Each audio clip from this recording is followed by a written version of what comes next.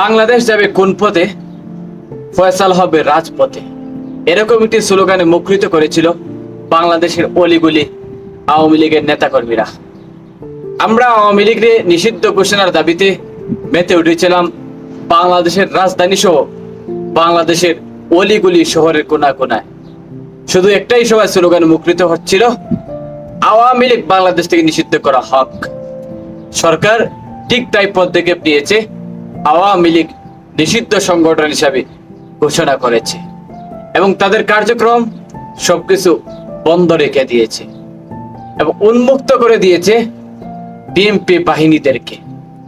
জানি আজকের ভিডিওটা হয়তো বিএনপির লাগতে পারে, নয়তো আওয়ামী লীগের লাগতে পারে, কারণ সত্য কথা ঠিকটা সবার কাছে ভালো লাগার নাই কথা। যাই হোক, আমি আর ওদিকে যাচ্ছি না। এবার কোথায় আসুন, আমরা জানি 15 বছর ক্ষমতা ছিল আওয়ামী লীগ। তখনকার বিএনপির ভাইরা মাঠে ঘাটে জনসম্মুখে পাড়ায় প্রতিবেশী যেখানে যান সেখানেই তারা মিছিল করেছে, মিটিং করেছে, স্লোগান করছে। অবৈধ সরকারের নির্বাচিত গঠন আমরা মেনে নিতে পারি না এবং ভোট চুরির সরকার আমরা মেনে নিতে পারি না। যিনি ভোট চুরি করেন, রাতের অন্ধকারে ভোট কাস্ট করে দেন, তাকে আমরা মেনে নিতে পারি না। বাংলাদেশের জনগণকে তারা সেভাবে বোঝাচ্ছেন সে কথাগুলো দিয়ে। তবে কি আদৌ পর্যন্ত সেই কথাগুলো বলার পর বিএনপি কি ঠিক থাকতে পারছে? তারাও আজকে অবৈধ হিসাবে মানুষের কাছে পরিচিতি লাভ করতে পারছে।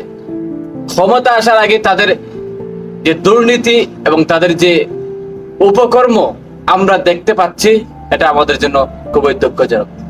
বলতে পারেন হয়তো এটা আপনার মুখের কথা, দেখেন আপনি সরাসরি বিএনপি নেতা কোনো দুর্নীতিবাজ করেছে, তাহলে চলুন, আমার মুখের কথা নয়, রাজধানীর মধ্যে এক সিএনজি চালক, ভাই সাধারণ রিক্সা চালক, তার বেতনই বা কত, তার মাসে বা স্যালারি বা কত পাইবে, এটা তো কোনো ঠিকই নেই। তার ইনকাম হবেই বা কত, তাকে আপনারা এভাবে লন্ডভন্ড করে দিলেন, তাকে এভাবে আপনারা চাঁদার জন্য তাকে মারধর করলেন, এটা কোনোভাবে মেনে নিতে পারেন।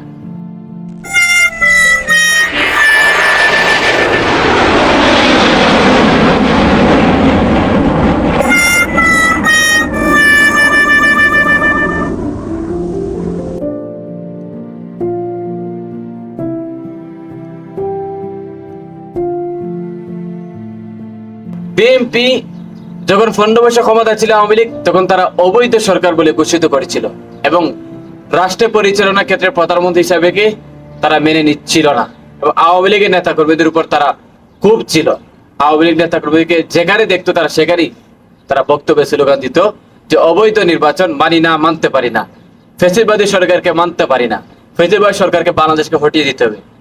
আজকে ফ্যাসিবাদী সরকারের আমলে নির্বাচন চলাকালীন অবস্থায় ইশরাককে মেয়র হিসেবে নির্বাচিত করা হওয়ার পর তিনি এখন দাবি করছেন উনি আগের ভোট ছিল বৈধ, এখন তার এই ধোঁকাবাজা কথা এবং বাটফারি সিটারি কথা তার মুখ থেকে শুনে আসি।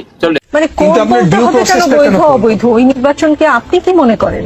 না, নির্বাচন তো অবশ্যই, নির্বাচন যদি অবৈধ হতো তাহলে পরে তো কোর্ট এইভাবে একটা রায় দিত না। কোর্ট তো অবশ্যই আমাদের যে স্থানীয় সরকার বলে এসেছে যে নির্বাচন অবৈধ এই সময়, তাহলে ওইটা আমি কি বলে এসেছি তার থেকে ইম্পর্টেন্ট হলো আমার আরজিতে আমি কি আবেদনটি কি করে। রাজধানী অলিগলি ইশরাককে নিয়ে সবাই মেতে উঠেছে।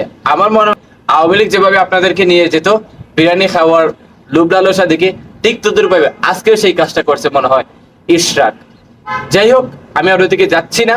আমার একটি কথা, বাংলাদেশ যাবে কোন পথে, ফয়সালা হবে রাজপথে নয়। বাংলাদেশ যাবে কোন পথে, ফয়সালা করবে জনগণে। জনগণ যাকে নির্বাচিত করবে সেই তিনি বাংলাদেশের একজন মিনিস্টার হিসেবে, বাংলাদেশের একজন রাজা হিসেবে বসবাস করবে।